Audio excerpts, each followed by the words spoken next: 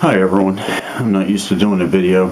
I basically make this video because there was no way that I could possibly say goodbye to each one of you. Basically, I really appreciate what everyone's done for me over the time that I've been here. And when I got to the monastery, I took this guy and I left him out in the street because I didn't want to be that guy anymore. And I thought that I'd start a new life, and I've tried to do that. First off, I wanted to thank everyone, that came to the monastery, because what you showed me was what's called unconditional love. I was mentally, spiritually, emotionally, I was just beaten down. And when I got here, people accepted me in. They didn't seem to really care about what my past was. They showed me love, and they included me. And that actually showed me what love really is. And I've learned that through a lot of you. Again, there's no way that I could thank each one of you before I left. But I want to thank those who, pitched in to buy me vestments. It meant a lot to me. Those who trusted me to talk to me with intimate details about themselves and who also listened to me. I want to thank those who allowed me to come into their homes, maybe just to have coffee or tea or watch a football game. But it meant a lot to me. I want to thank those who prepared special dishes, not just for myself, but for the Brotherhood. Some people who would hide candy bars when they came here because I really enjoyed chocolate.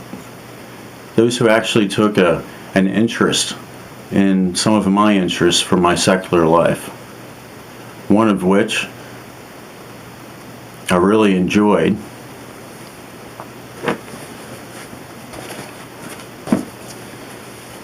And I'd have to say thank you, and go Steelers.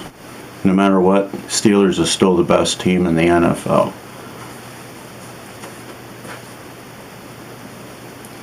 I also wanted to thank those who I didn't particularly get along with. And the reason for that is that those people made me really take a deep look within myself. And I saw some of the same characteristics. And the characteristics that I saw in those that I didn't particularly care for, I really wanted to make sure that I didn't repeat the same type of behavior. See, when I came to the monastery, and what I've done all my life is I've expected others to take care of me. And I never realized that that's what I was doing. That guy that I left out on the street, his real name is Craig. That's who I am. What I've found is through the love that's been given to me. The monastery took me in, they gave me food, they gave me a warm place to stay, and they showed me love. And that love isn't through material items. It's from the heart. And it's also from the mind. And that's what I try to do, is get my mind and my heart in sync. Because I believe that that's where God actually rests, is within people's heart. What I realized is that that guy who I thought was such a terrible person isn't a bad person. I've done bad things in my past, but he's not a bad person. He's a good person. He's able to be honest. He's able to love and to receive love. He's compassionate. He has empathy.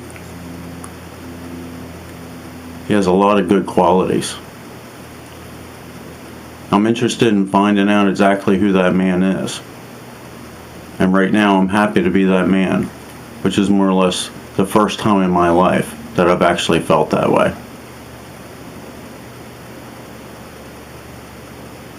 I hope everyone the best. I thank everyone for everything that you've given to me over the couple years that I've been here. I hope everyone the best. And most importantly, to love others. I think that's what it's all about. Besides discovering who I am, I've realized that it takes a certain individual to be within the monastic community.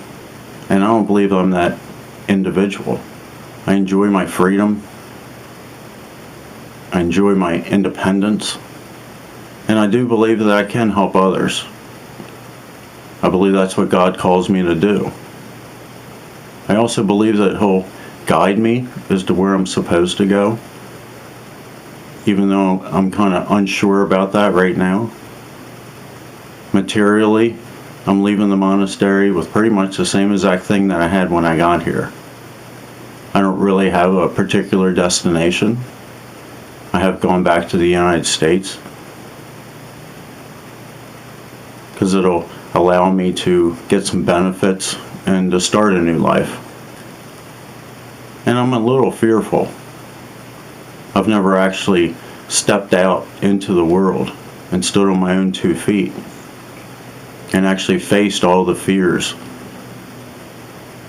But I'm willing to do that now. I don't believe it's right for me just to stay here trying to believe in a faith that I just can't seem to grasp hold of right now. I do have a belief in God. I believe I do know what He wants, at least for me. And I'm willing to take that chance. I believe He'll guide me. He'll protect me. He'll provide for me. Still takes me doing the footwork. But I've also realized in all this that I'm equal to everyone, just like everyone is equal to me. I'm no better and I'm no worse than anyone, and no one else is any better or any worse than me. Again, I'm sorry if this seems a little impersonal, but I just don't believe that I would have been able to handle trying to say goodbyes to everyone. Everyone has played a part in helping me to become who I am today. And I no longer want that guy to be left on the street. I want to get to know him better. And this is something that I feel I have to do. Again, I want to thank all those who I've met, who's given me a hug. And I can tell you that I believe hugs are important. They mean a lot more than just a handshake. They're much more personal. They make people feel welcome.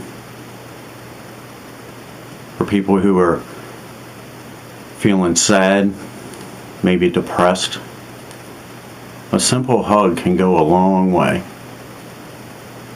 That's why I like to hug people and not just shake hands.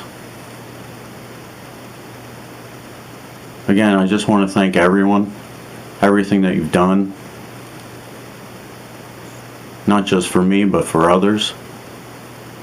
It means a lot to me. And one day I will come back and visit. I just have no idea when that will actually take place. But I will be back. And hopefully our lives will cross once again and we can have some coffee or tea. And I really have nothing else that I can think to say except thank you, and I hope you all the best. Goodbye.